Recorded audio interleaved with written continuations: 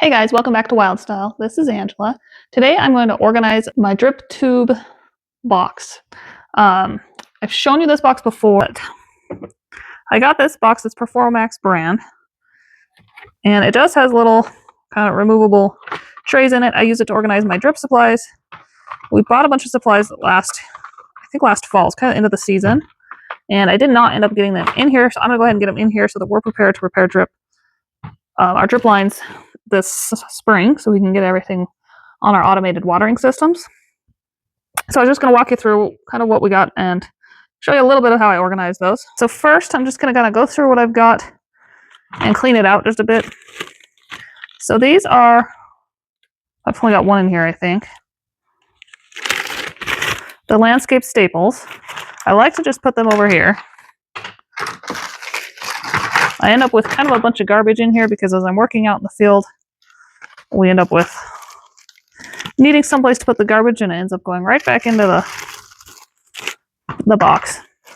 And that's okay. So these are 5-gallon drip. This is actually this style of drip. This is all of my used. Anytime there's a leak, you end up kind of having to cut the hose, and then we don't reuse these. So this is kind of my, I guess also my trash area. So I'm going to clean those out while I'm here. This one I think just didn't get sorted. I think this spilled one point, and I didn't have a chance to get everything sorted back out. Okay. So these are little plugs that didn't work well with our drip, so I'm not going to keep them. Put them in our get rid of pile. These are T's, the 1/4 inch. Very necessary for what we do. We do use T's a lot.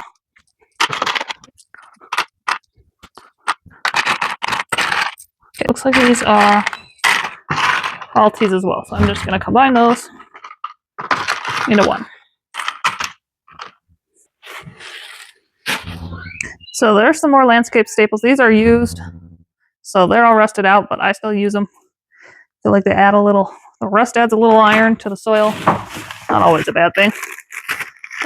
This is actually a drip watering connection kit. So this is what you need. I'm not going to open this up, but if you're trying to go from, a lot of times we'll go from the water spigot on the side of our house, we'll put a timer on it, and then we'll connect a drip to it. And so this is a good idea, especially if you're new to this, to get one of these kits. But this has a filter that kind of helps filter out some of the water, a backflow preventer to keep it from going back up into your spigot that's on your house, pressure regulator. I have ended up pulling, a lot of times I'll end up pulling the pressure regulator off, especially if the water has to go far, and it still seems to work fine without it, so you may or may not need that. And then it has the tubing adapter, so you can get down to a 1/2 inch tubing. And so that's kind of a good starter kit. If you're new to this, definitely grab one of those. But this doesn't go in my box, so I'm just going to put it to the side for now. This is basically a little spray drip. It kind of squirts out in all directions. And then it's got a little spike to stick down into the soil. I think these are designed for being in like a hanging pot. I did try them last year. It seemed like it just let out a lot of water. So if these were on their own drip system, that might work because you could just run the water for a very short amount of time. But the way I have it, where it's connected to my bushes and other plants that need longer amounts of water time, I didn't find I used those much last year. So these are on and off valves for the 1/2 inch line. So I do want to, I'd like to, if we redo some of our garden stuff, be able to put these in so we can just shut off a certain line. So I'm hoping to use more of those this year.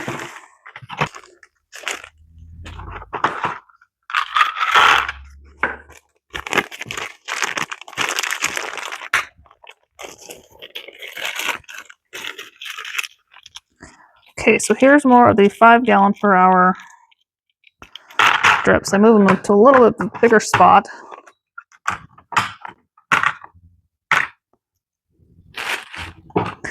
And these are little plugs for the 1/4 inch drip line. I actually don't mind keeping them on the little wire, not wire, but on the little plastic piece.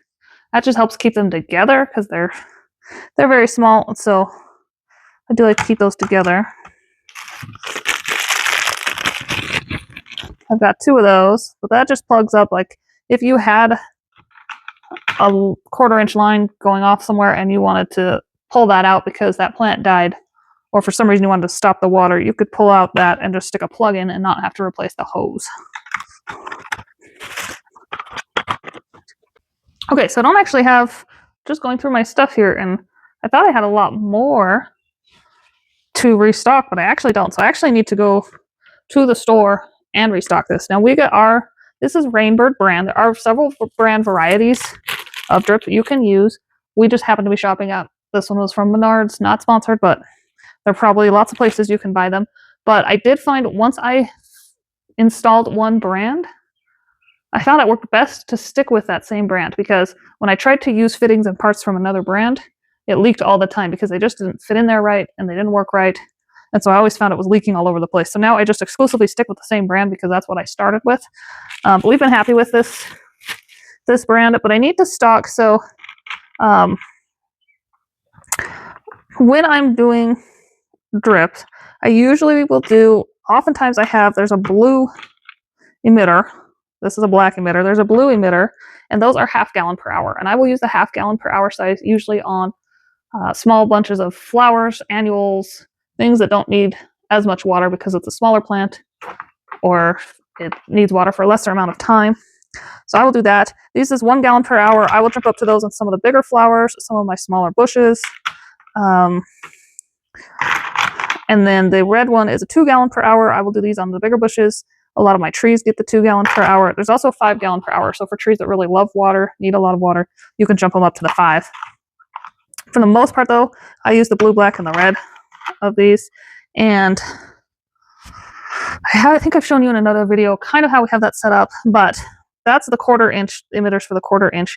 The 1/2 inch is what I use as a main line right now, coming off either my house spigot or coming off, we have a 1 extra sprinkler line. And so we've actually set it up to where that sprinkler line runs a drip zone. So that's one way you can do it too. But I'm actually out of there's straight couplers for the 1/2 inch. I have elbow couplers, and I'm actually out of the tees for those. So that's one thing I need to get. So I have a couple things I need to restock in here to get ready for this season. So it's always good to double check that before you get going. Okay, I had my husband come and he found the bag that I was looking for of all the stuff that we bought last fall. So we should be good to go. So these are more of the elbows. Okay, this is, I haven't tried this, but this is supposed to be a tool that helps you insert the 1/2 inch line, because I don't know about you, my husband has to do them because they are so hard to get the 1/2 inch line over these barbs. So I found this tool. I haven't tried it yet, but I'm hoping that will make me a little more independent. Okay, I do have in stock the blue ones I was talking about, the 1/2 gallon per hour. Refill those.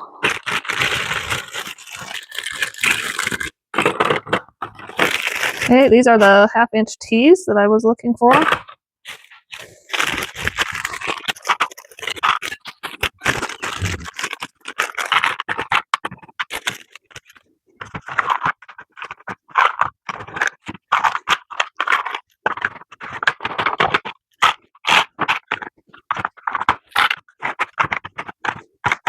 Sometimes it's a little bit like Jenga, trying to get these where you want them.